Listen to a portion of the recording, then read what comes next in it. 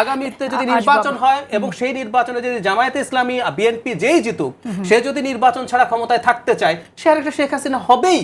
শেখ হাসিনা কি করেছেন, প্রিভিয়াস আমাদের যে এক্সিস্টিং সিস্টেম ছিল সেটাকে আরো খারাপ জায়গায় নিয়ে গেছে, নষ্ট করেছেন। ধরুন আমাদের রাতে ভোট দেওয়ার কথা তো ছিল না, কোথাও কি লেখা ছিল? আমাদের এক্সট্রা জুডিশিয়াল কিলিং করা যাবে, কোথাও কি লেখা আছে? শেখ হাসিনা কোনো আইন পরিবর্তন করেছেন? রাজনৈতিক দলগুলোর মধ্যে কতটুকু পরিবর্তন দেখছেন? না, খুব বেশি পরিবর্তন দেখছি তা না, খুব বেশি পরিবর্তন এক্সপেক্ট করারও দরকার নেই। মানে আমরা মাওয়ের শাসনামল যদি দেখি, উনি প্রথম চাইনিজ যে রেভলিউশন হলো, তারপর প্রথম তিনি দেশকে শিল্পোন্নত করবেন, গ্রেট লিপ ফরওয়ার্ড শুরু করলেন, অনেক উল্টোপাল্টা করলেন।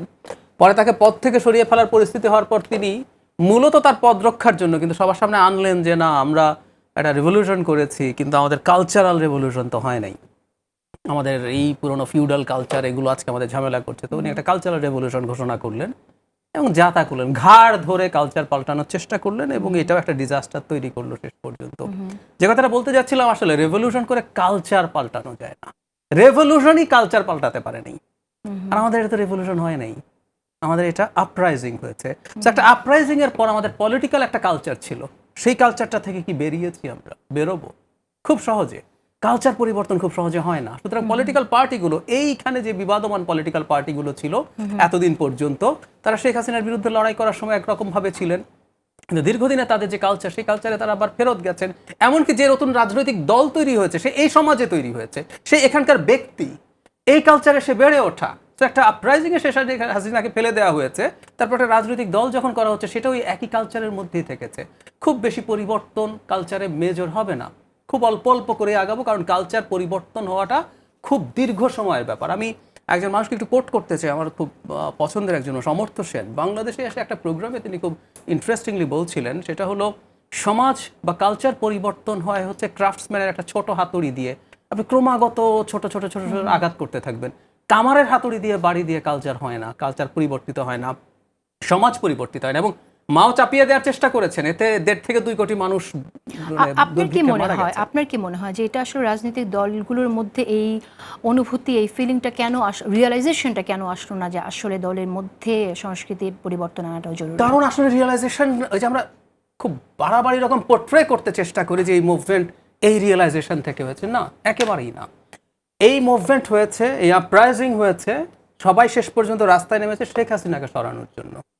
খুবই বুর্জোয়া একটা ক্যাপিটালিস্ট দেশ আমরা চেয়েছি, এমনকি সেই দেশে শতভাগ সুশাসন থাকবে, দুর্নীতি থাকবে না, আমরা অনেকে এটা সামাজিকভাবেও চাই না। আমরা অনেকে যে আমাদের সন্তান বিসিএস ক্যাডার হবে, ওই ক্যাডারে পরীক্ষা দেবে, ওই চাকরি তার হবে, ওইটা করে সে রাতারাতি টাকা বানাবে, বাবা মা এক্সপেক্ট করে। আমি একটু এই জায়গাতে ডিফার করতে চাই। আপনি বললেন যে মানুষ রাস্তায় নেমে এসেছে শুধু শেখ হাসিনার পতন করার জন্য। আমার কাছে এমনটি মনে হয় না। মানুষের মাঝে ক্ষোভ ছিল, এই ক্ষোভ শুধু শেখ হাসিনার বিরুদ্ধে না, শেখ হাসিনার সময় যে সিস্টেম ছিল সেই সিস্টেমের এগেনস্টও এই ক্ষোভটা ছিল। আমার মনে হয় যে মানুষ সেই সিস্টেমের পরিবর্তনও দেখতে চেয়েছে। আমি একটু ডিফার করি, শেখ হাসিনা সিস্টেম, নতুন কোনো সিস্টেম শেখ হাসিনা আনেন নাই। আসলে শেখ হাসিনা কি করেছেন, প্রিভিয়াস আমাদের যে এক্সিস্টিং সিস্টেম ছিল সেটাকে আরো খারাপ জায়গায় নিয়ে গেছে, নষ্ট করেছেন। ধরুন আমাদের রাতে ভোট দেওয়ার কথা তো ছিল না, কোথাও কি লেখা ছিল? আমাদের এক্সট্রা জুডিশিয়াল কিলিং করা যাবে, কোথাও কি লেখা আছে? শেখ হাসিনা কোনো আইন পরিবর্তন করেছেন? দু একটা জায়গায় করেছেন, আইনও পরিবর্তন করেছেন, যেমন ডিজিটাল সিকিউরিটি অ্যাক্ট, বা ডিজিটাল সিকিউরিটি অ্যাক্টে আইনি পথে আপনাকে হয়রানি করেছে। কিন্তু মোটা দাগে উনি যা করেছেন, আসলে এক্সিস্টিং থাকা জিনিসগুলোকে উনি নষ্ট করেছেন। আমরা চেয়েছিলাম আসলে মোটা দাগে ওটা থাকুক। আমি আবারও বলছি, তো শেখ হাসিনা মানে হচ্ছে শেখ হাসিনা, এভাবে মানুষ রাইটলি এটা আইডেন্টিফাই করেছে, শেখ হাসিনাকে নিপীড়ক হয়ে উঠতে হয়েছে, কারণ উনি জনগণের ম্যান্ডেট ছাড়া ক্ষমতায় থাকতে চেয়েছেন। জনগণের ম্যান্ডেট ছাড়া ক্ষমতায় থাকার জন্য শেখ হাসিনা না, পৃথিবীর প্রতিটা সরকার সেম কাজ করেছে। ওয়ান পার্টি স্টেট হলে ভিন্ন কথা, চায়না ভিয়েতনামের স্টোরি ইজ ডিফারেন্ট, কিন্তু তথাকথিত গণতন্ত্র, এই যে আমাদের খুব কাছে ক্যাম্বোডিয়াতে শেখ হাসিনার মতো ঘটনা আছে, যেখানে বাবা তার সন্তানের হাতে পাওয়ার ট্রান্সফার করে দিয়ে গেছেন, শেখ হাসিনা যেমন চেয়েছেন উনি পারেন নাই। সো ওখানেও দেখুন একই ঘটনাই ঘটে, একইভাবেই ঘটে, এগুলো খুব টিপিক্যাল। সুতরাং এটার মানে এই না যে শেখ হাসিনা ব্যক্তি হিসাবে ওটা হয়েছে। তাত্ত্বিকভাবে বলছি, আগামীতে যদি নির্বাচন হয় এবং সেই নির্বাচনে যদি জামায়াতে ইসলামী বিএনপি যেই জিতুক, সে যদি নির্বাচন ছাড়া ক্ষমতায় থাকতে চায়, সে আরেকটা শেখ হাসিনা হবেই।